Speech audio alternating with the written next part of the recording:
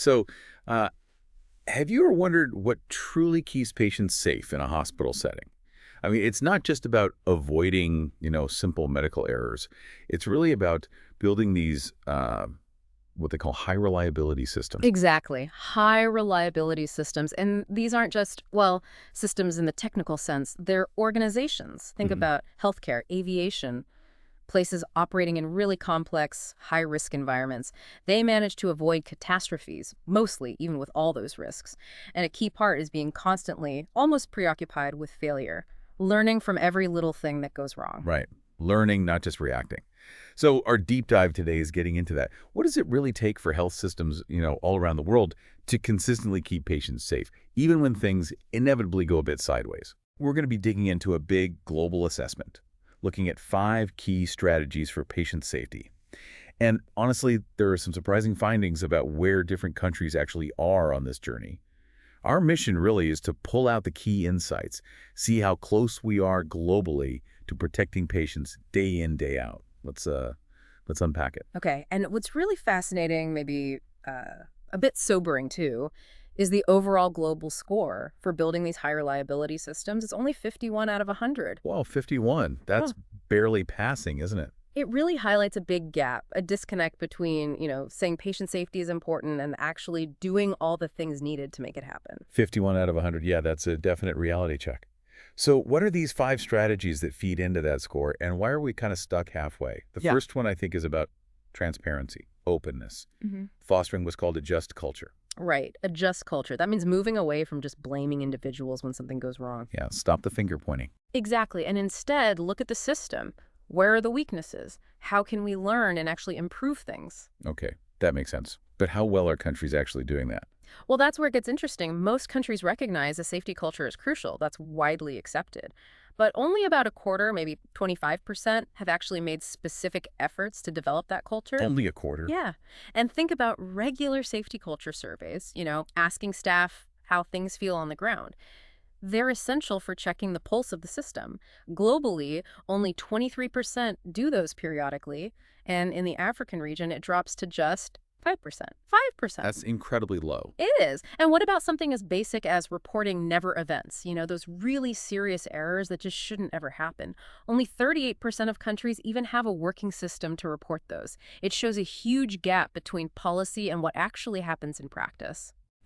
That sounds like a really foundational piece that's, well, lagging quite a bit. So, okay, if culture and transparency are lagging, what about the structural side, the backbone? That takes us to the second strategy. Good governance for the healthcare system. Yeah. Like having the right frameworks, national people focused on safety. Right. And here, actually, we see a bit more progress. About half of countries, roughly 50%, do have designated national patient safety officers or national bodies coordinating things. The Western Pacific region seems particularly strong on governance structures, actually. Okay, so better, but still only half. Still only half. And there's another catch. There's often a significant gap at the subnational level, meaning those national frameworks might not always filter down effectively to the clinics and hospitals where care actually happens. Right, the policy might not reach the practice on the ground. Okay, then, strategy number 3, leadership capacity. Leaders obviously play a huge role, championing safety, driving change.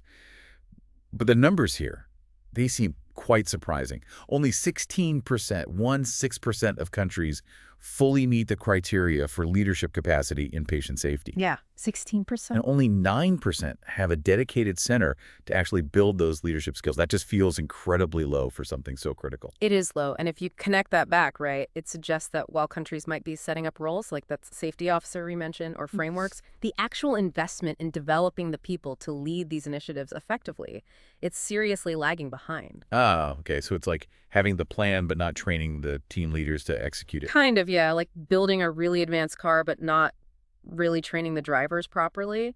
Okay, so beyond policies and leadership, what about the actual feel of it on the ground?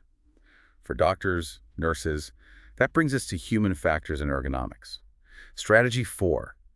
This is about designing systems, equipment, environments that actually work with how humans think and function, right? To reduce errors. Like how easy is that medical device or software to use? Exactly. And despite everyone sort of recognizing this is important now, Only about a quarter of countries have even started applying human factors principles systematically in patient safety work. And even fewer, maybe around 9%, actually bring in human factors experts to consult. 9%. Wow. Think about it, we've all struggled with confusing websites or software, right? Imagine that kind of frustration, that complexity, but when someone's life is potentially on the line, Yeah, that's a scary thought. it really highlights a missed opportunity. We need to design the systems for the people using them, not just expect people to somehow adapt to poorly designed tools or processes. Makes total sense. Okay, finally, the fifth strategy. Patient safety during emergencies or situations of extreme adversity. I mean, the recent pandemic really shone a harsh light on how fragile systems can be then, didn't it?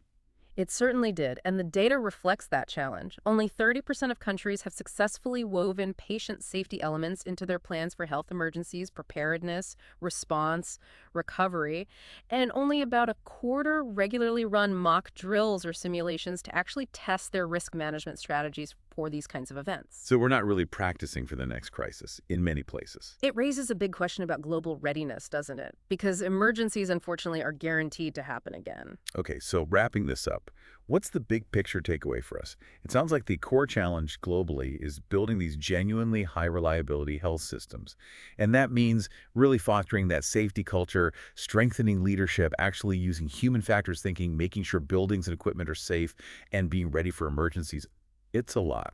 It is a lot. And the stark reality, going back to that 5100 score, is that while countries know this stuff is important, there are these huge gaps in implementation, especially for the process stuff, like developing leaders, doing regular safety surveys, applying human factors, and another striking thing, enforcing structural safety rules. 85% of countries have safety norms written down on paper, but only 42% actually enforce them. So we write the rules but don't always follow through. Exactly. It's that classic policy to practice gap. We seem much better at setting goals than actually reaching them in this area. Okay, so if knowledge is power, like they say, and we now have a clearer picture of just how systemic patient safety is, here's something maybe for you, the listener, to think about. What small, tangible step could you take today, whether you're a patient, a healthcare worker, an advocate? What could you do to maybe champion that just culture idea or encourage better safety practices wherever you interact with healthcare? Something to mull over.